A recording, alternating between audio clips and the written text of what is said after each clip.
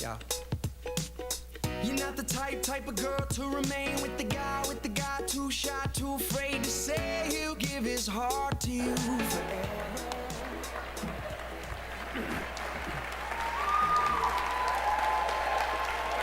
Hello, MCC2014.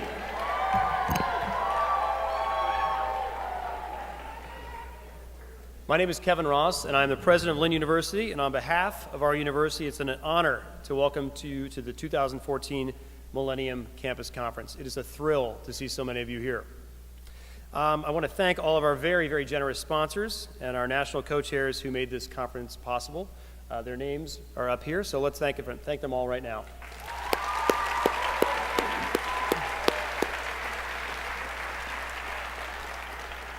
We are so excited to be hosting this event for the first time in Florida, first time really out of the Northeast, and I hope that you all enjoy your time on campus as well. I know many of you have been taking the buses back and forth and shuttles, but I did see a number of you walking, and I could tell because you did not have a tan, and you were dressed like you think people dress in Florida.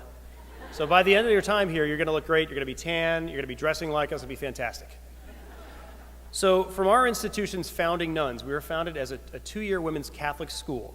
These folks marched through the local streets in support of Dr. Martin Luther King at a time it was not popular to do so. To the Lynn students of today who participate in courses designed to make a difference, civic engagement has really always been a strong part of our university's history.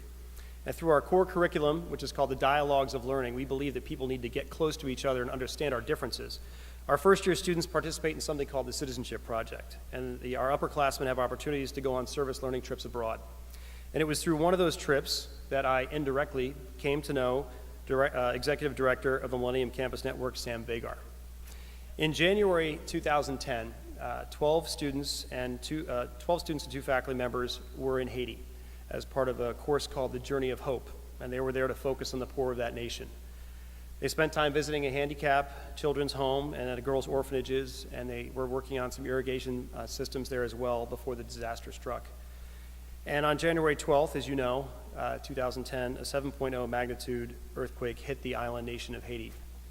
We were able to bring back 8 of our students, but tragically 4 students and 2 faculty members were lost. This was an incredibly dark time for our university. And at the heart of our campus now today stands something called the Remembrance Plaza, which is a permanent memorial to the lost members of the Journey of Hope. And I encourage each of you, if you had a chance this evening, because it's particularly beautiful in the evening, to go there and spend a little time. It tells the story of who these people were and what they were doing. And we put it in the middle of our campus because these were loud, fun, gregarious, involved people. And we wanted people to feel them still here on campus. And we promised those families that we would never let the story of the Journey of Hope go for naught. So please do take the chance to visit it. These students and faculty were passionate about bettering the world. And even though they're no longer with us, their legacies are carried on here at Lynn each day and beyond. Foundations have been started, and even an orphanage in Haiti have been created in their names. And each year on the anniversary of the earthquake, our campus remembers them by dedicating a day, which has now turned into a week of community service, all of us together, students, faculty, and staff. So in June 2010, I met Sam Vagar for the first time at the Genzibar Student Leadership Awards, when our university accepted an award on behalf of those who we lost. Sam's passion for MCN and international development can be a bit contagious for those of you who know him. And I just thought to myself, I have to get connected to this guy somehow and the amazing work that he's engaged in. So over the past 4 years, my involvement, our institution's involvement with this organization has continuously grown. I had the privilege of speaking and participating at past conferences at Columbia and Harvard, so I know what this is all about. One day I said it'd be amazing if we could do this here at Lynn. And I've seen this network at work. I believe in the power of MCN and the work of MCN so much that I'm now proud to be a board member. And I believe, and we believe, in the capabilities of all of you. This room is filled with the next generation of global leaders. I think you know that. You have that capacity inside of you, and that's why you're here. We believe at Lynn in hosting important conversations. We have since our founding. This stage was the site of the 2012 presidential debate. And if you get a chance later on, come on up on the stage and you'll see 2 medallions. Who is President Obama over there and Governor Romney right over here. It was a very interesting time for our campus as well. But after we went through that earthquake situation and lost those who we miss so much today, we thought, what can we do and how can we continue to convene these important conversations? Today and tonight is another important conversation. In some cases, I think more important than the presidential debate that happened here. So I hope you all take full advantage of this weekend to share your ideas and build solid, meaningful partnerships. We appreciate your commitment to advancing international development, and I wish you nothing but a successful and impactful conference, and I look forward to getting to know so many more of you. Thank you for being here.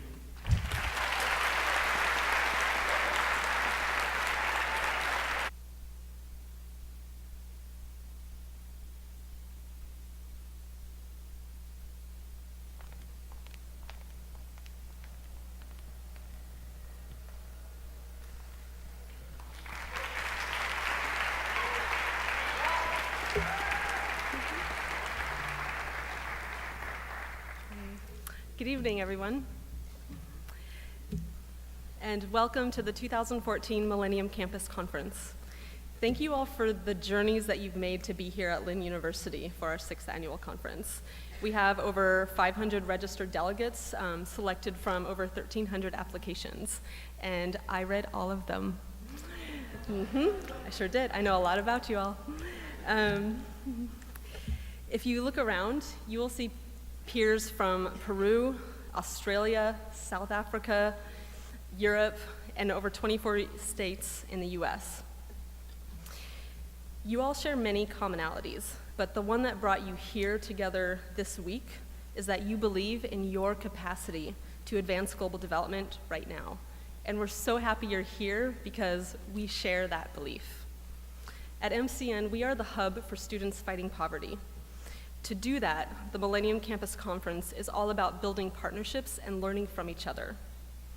You've come here this weekend to join forces with other student leaders whose ideas about how to overturn global poverty are unique and collaborative. Many of you have already made great strides to achieve your goals in your university communities, but continuing your learning, such as being here and building partnerships and learning more from each other, that's what's going to enable you to further impact your work. This weekend, we have 3 keynote sessions that we will share together. Tonight, with our speakers here, we will explore our own practice in global development. Tomorrow night, we celebrate the UN International Day of the Girl Child, and we celebrate global leaders who've had a huge impact in the world. Sunday night, we will see preliminary results from our Global Youth Survey, and you'll see representatives from the State Department and the Peace Corps. So we have an amazing weekend. Before we hear from our speakers, let's first begin by introducing ourselves to each other. I'd like you all to take the next 2 minutes to do 2 things. 1, introduce yourself to your neighbor, and 2, answer the question, what do I want to achieve in my student organization in the next 6 months? You may begin.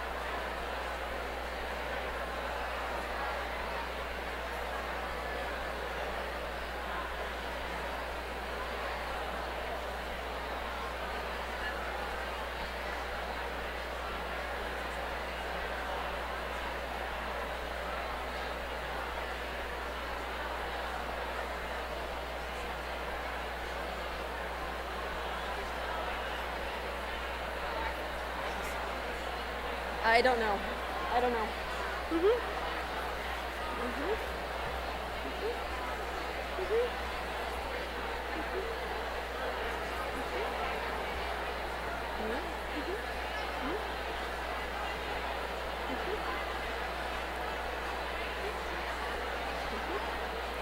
All right, and we are back. Welcome back. Thank you all. Thank you all so much.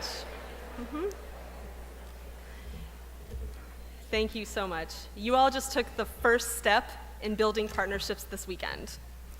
As you build on this, ask your team leader for a partnership registration form. It looks like this, okay? Use the questions on this form to frame your developing partnership.